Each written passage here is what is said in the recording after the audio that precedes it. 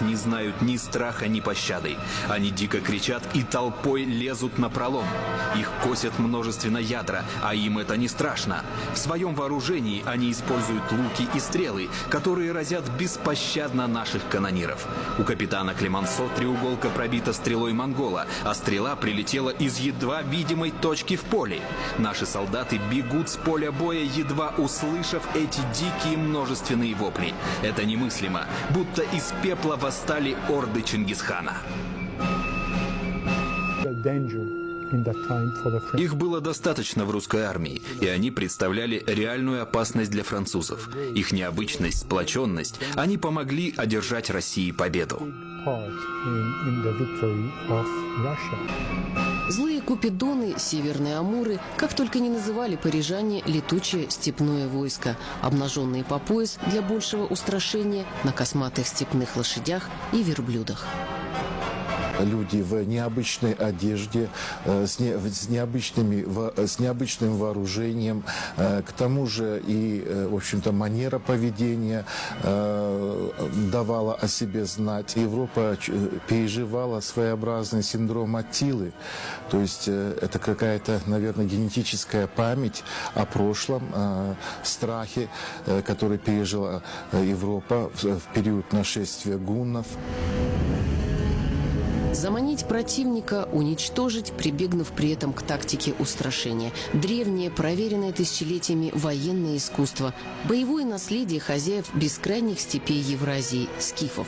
После этот термин «скифская война» будет активно использоваться историками. И результат. На Елисейских полях, в Булонском лесу и на том месте, где тогда триумфальную арку строили в честь побед Наполеона, триумф праздновали казахи, башкиры и калмыки.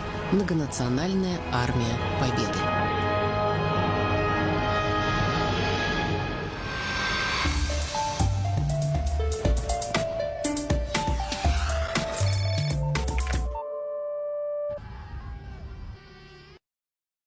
Видно, что там казах по всему его одежде, по экипировке, по сбруе лошади.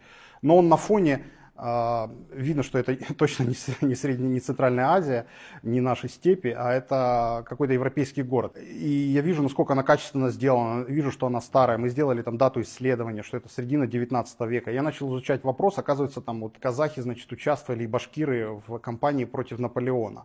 Почему работа там в середине 19 века? Почему фигура кочевника на фоне европейского пейзажа? Видно, что там казах по всему его одежде, по экипировке, по сбруе лошади.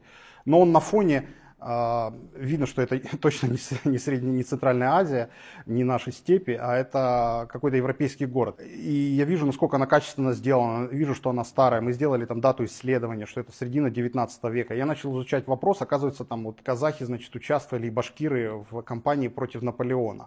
Почему работа там в середине 19 века? Почему фигура кочевника на фоне европейского пейзажа? Не знают ни страха, ни пощады. Они дико кричат и толпой лезут на пролом. Их косят множественно ядра, а им это не страшно.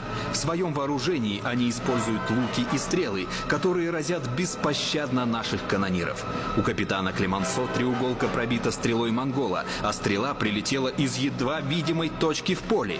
Наши солдаты бегут с поля боя, едва услышав эти дикие множественные вопли. Это немыслимо, будто из пепла восстали орды Чингисхана. Их было достаточно в русской армии, и они представляли реальную опасность для французов. Их